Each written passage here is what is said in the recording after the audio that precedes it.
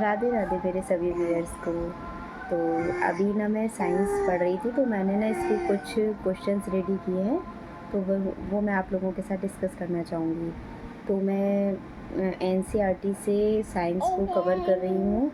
Class 6 की NCERT मैं पढ़ रही हूँ, और उसमें से मैंने अभी फर्स्ट और सेकंड चैप्टर पूरा किया है। तो उनके क्वेश्चंस मैं आप लोगों के साथ डिस्कस करना चाहूँगी। तो जैसे कि मैं जैसे अब क्वेश्चंस रीड करूँगी, उनके आंसर मैं आपको दूँगी जो मैंने पढ़े हैं। अगर कोई मिस्टेक हो तो प्लीज़ आप बताइएगा, ठीक। तो स्टार्ट करते हैं। तो मधुमक्खियाँ फूलों से मीठा रस एकत्रित करके शहद बनाकर अपने छत्ते में इकट्ठा करती हैं। यह मीठा रस क्या होता है, इसे क्या बोलते हैं? इसको बोलते हैं नेक्टर, यानी मकरंद होता है। इसे हिंदी में बोलते हैं मकरंद, और वैसे होता है नेक्टर, ठीक है ना। हमारे भोजन के मुख्य स्रोत क्या है? तो प्लांट्स और एनिमल्स हैं, ठीक है। जो जंतु केवल पादप खाते हैं उन्हें क्या कहते हैं? यानी जो खाली प्लांट को खाते हैं जंतु, उनको क्या कहते हैं? उनको कहते हैं शाकाहारी, यानी हर्बीवोर्स होता है वो, ठीक है ना, हर्बीवोर्स। अच्छा, जो जंतु केवल दूसरे जंतु को खाते हैं उन्हें हम बोलते हैं मांसाहारी, यानी कार्निवोर्स। वैसे उनको कार्निवोर्स बोला जाता है, ठीक है ना। अच्छा, जो जंतु पादप भी खाते हैं और अन्य जंतुओं को भी खाते हैं तो उनको बोला जाता है ओमनीवोर्स, यानी सर्वाहारी। उनको सर्वाहारी बोला जाता है, ठीक है ना। ये हमारा फर्स्ट चैप्टर कंप्लीट हो गया।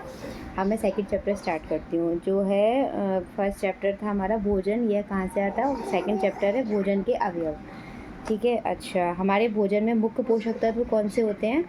तो कार्बोहाइड्रेट्स, प्रोटीन, आपका मिनरल्स यानी खनिज लवण, विटामिन और फैट, ठीक है। ये हमारे पोषक तत्व होते हैं। अच्छा, जब हम सांद्र आयोडीन विलयन की 2-3 बूंदें भोजन सामग्री पर डालते हैं तो कौन सा रंग हमें इसमें स्टार्च होने का संकेत देता है? तो इसमें हमें होता है काला और नीला रंग, ठीक है। अच्छा, तीसरा क्वेश्चन है, यदि हम भोजन सामग्री पर 2 बूंदें कॉपर सल्फेट विलयन की तथा 10 बूंदें कास्टिक सोडा विलयन की डालें तो प्रोटीन की मौजूदगी में कौन सा रंग दिखेगा हमें? तो वो हमें दिखेगा बैंगनी रंग, ठीक है ना, बैंगनी रंग दिखेगा। अच्छा, जो ऊर्जा देता है, ऊर्जा देने वाला भोजन कौन सा होता है? कार्बोहाइड्रेट वाला। अच्छा, हष्ट पुष्ट बनाने वाला भोजन होता है हमारा प्रोटीन, और बीमारियों से बचाने में हमें मदद करती हैं विटामिन, ठीक है। अच्छा, लास्ट हमारा जो क्वेश्चन है नेक्स्ट, मदद करता है विटामिन, हमारी त्वचा को और हमारी आइज़ को जो तंदुरुस्त रखता है वो कौन सा विटामिन होता है? वो होता है विटामिन ए, ठीक है। अच्छा, कई बीमारियों से लड़ने में कौन सा विटामिन जो है वो हमारी मदद करता है? तो वो है हमारा विटामिन सी, ठीक है। कई बीमारियों से हमारे शरीर को मदद करता है बचाने में, तो वो होता है विटामिन सी। हड्डियों व दांतों के लिए कैल्शियम का इस्तेमाल करने में कौन सा विटामिन मदद करता है? तो विटामिन डी मदद करता है, ठीक है ना। क्वेश्चन क्या है? हमारी हड्डियों व दांतों के लिए कैल्शियम का इस्तेमाल करने में मदद करता है कौन सा विटामिन? तो वो है हमारा विटामिन डी। अच्छा, जो हमारा वो है विटामिन ए में कौन कौन से फल फ्रूट्स हैं जो आते हैं? तो गाजर, पपीता, दूध, आम, ये सब हमारे विटामिन ए के वो होते हैं, ठीक है। विटामिन ए इनमें पाया जाता है। गाजर, पपीता, दूध और आम में विटामिन ए पाया जाता है, ठीक है। अच्छा, जो कार्बोहाइड्रेट वाले भोजन है वो कौन कौन से हैं?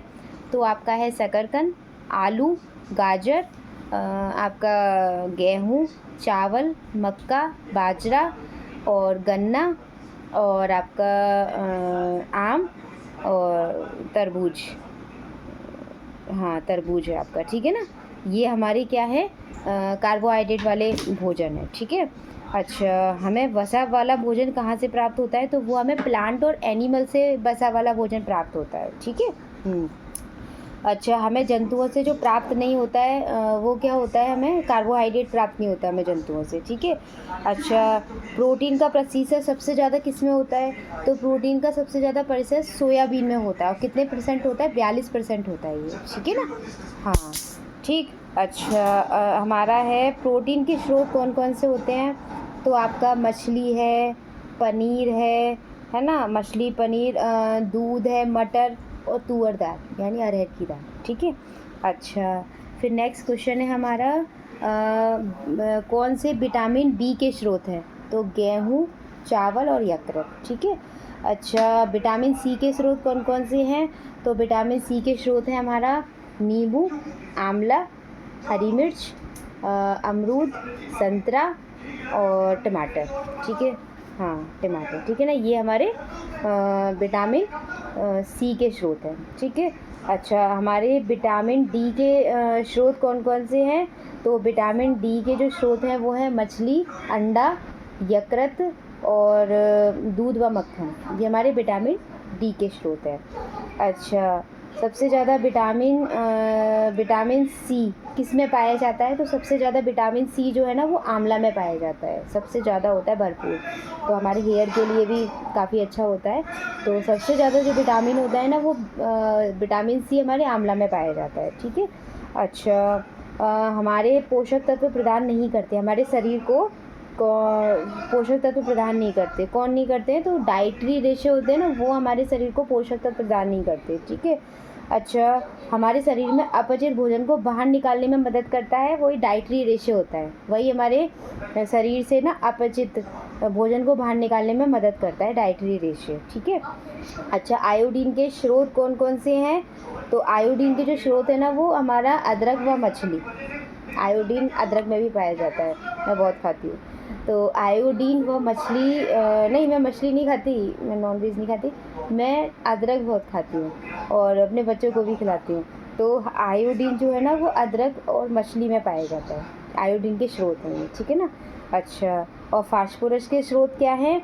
तो फास्फोरस के स्रोत हैं दूध, केला और मिर्च, ठीक है। ये फास्फोरस के स्रोत हैं। अच्छा, कौन सा आयरन जो लोहे के स्रोत हैं? तो लोहे का स्रोत है आपका पालक, सेब और मांस, ठीक है।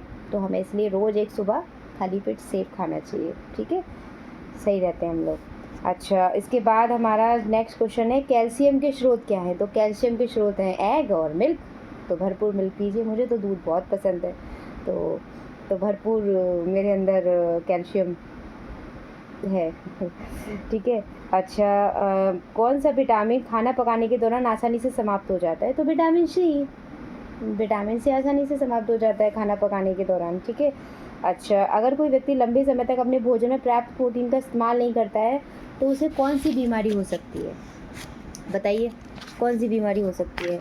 तो उसको ना असमान वृद्धि में व चेहरे पर सूजन और उसका बालों का रंग झड़ना और आपका चर्म रोग व डायरिया, ये सब हो सकता है अगर वो लंबे समय से प्रोटीन नहीं खाएगा तो, ठीक है ना। ठीक, विटामिन ए की कमी से कौन सी बीमारी होती है? दृष्टि में कमी व रतौंधी, ठीक है, विटामिन ए की कमी से होती है।